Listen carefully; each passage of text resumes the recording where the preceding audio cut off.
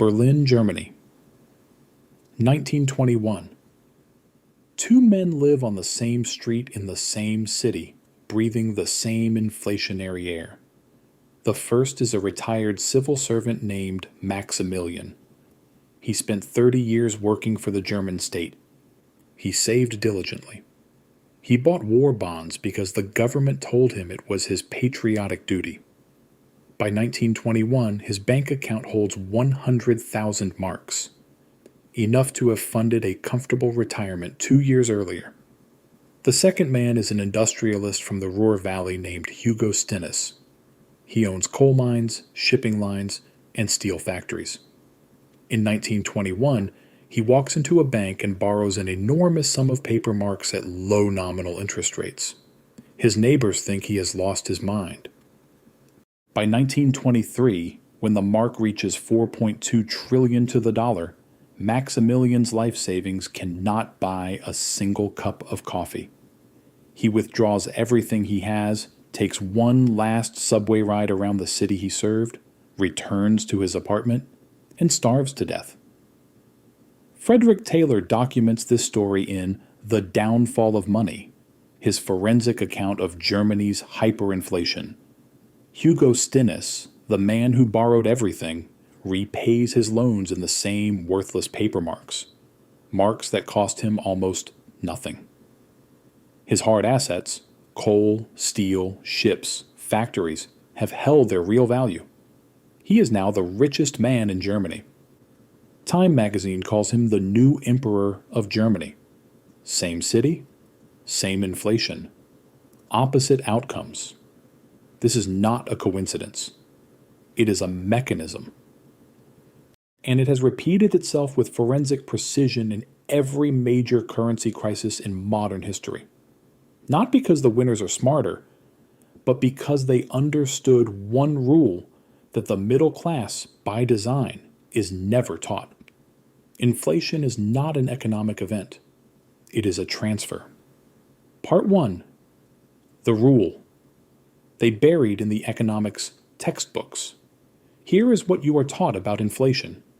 It is a general rise in the price level, measured by the consumer price index managed by central banks, and affects everyone more or less equally. Here is what the forensic record of every major inflationary episode actually shows. Inflation affects different groups with completely different outcomes, and the direction of that difference is not random.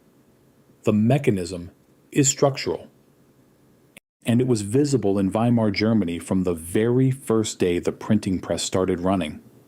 When a government inflates its currency, it creates new money. That new money does not appear in everyone's bank account simultaneously, like rainfall. It enters the economy at specific injection points, typically through government spending, bank lending, and financial markets.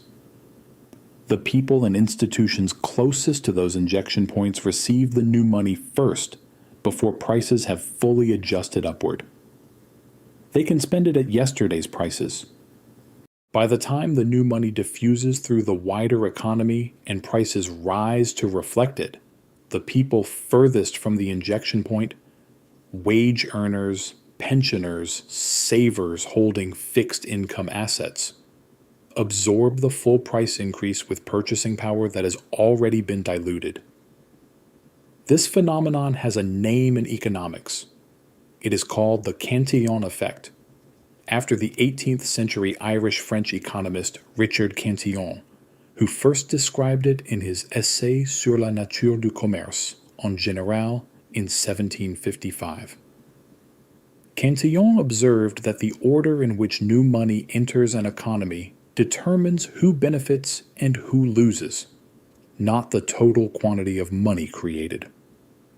In Weimar Germany, the injection points were war debt financing, government deficit spending, and industrial credit. The first beneficiaries were the state, the large industrial borrowers, and the export sector. The last to receive the new money were wage earners and middle-class savers holding marks. By the time the marks reached them in the form of wages or pension payments, the prices of bread, rent, and coal had already moved. The historians who cataloged the Weimar winners and losers found a pattern that should be disturbing in its clarity. Those who fared best included industrialists, large landowners, and commodity producers, owners of things that held real value regardless of what happened to the paper currency.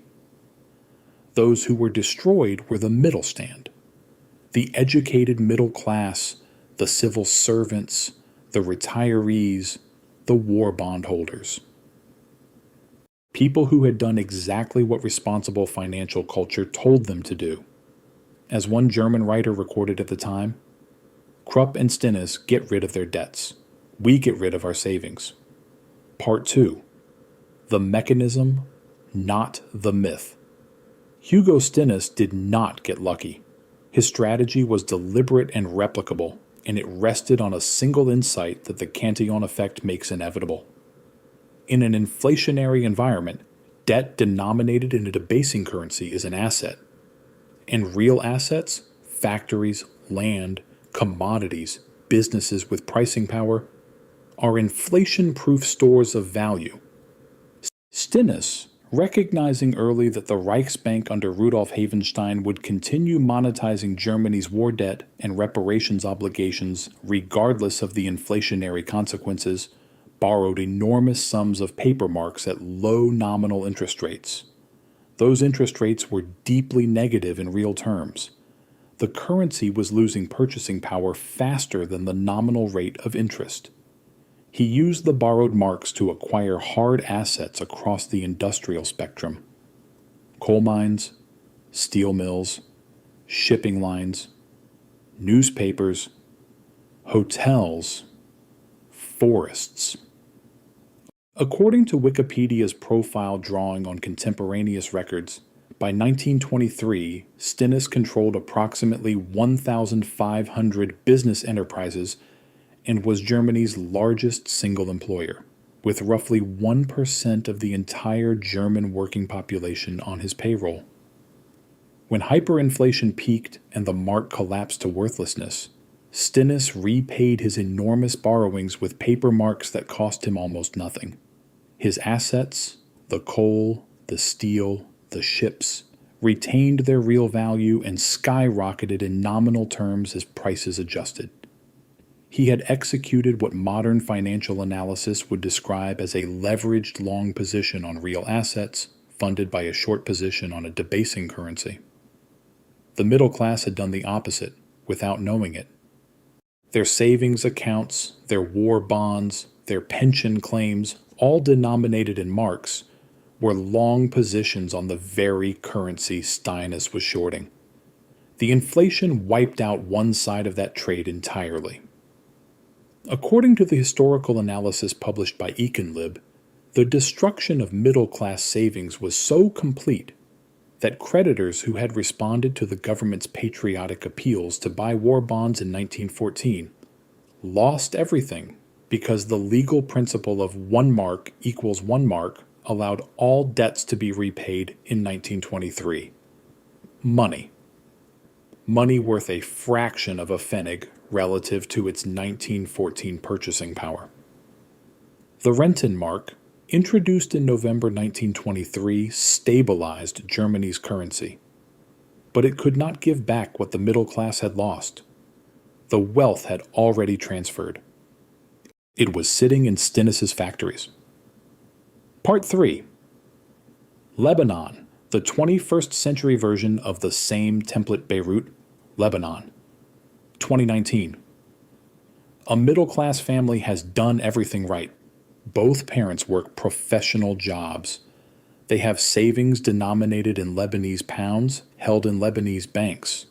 The pound has been pegged at 1,507 to the dollar since 1997, a peg the government maintained for 22 years, building an entire generation's financial plans around its stability.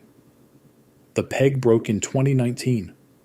By 2021, the Lebanese pound had lost more than 95% of its pre-crisis value, according to the World Bank.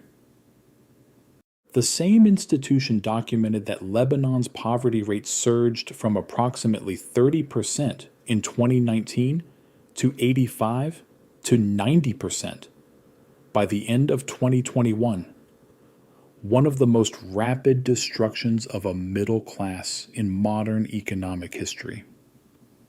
GDP per capita fell from approximately $8,000 in 2018 to less than $3,000 by end of 2021, dropping Lebanon from middle income to lower income country status in under 18 months. According to UN agency ESCWA, between 2019 and 2021, the multidimensional poverty rate in Lebanon nearly doubled from 42% to 82%. The families who survived this collapse financially shared one characteristic that mirrored the pattern of Weimar Germany.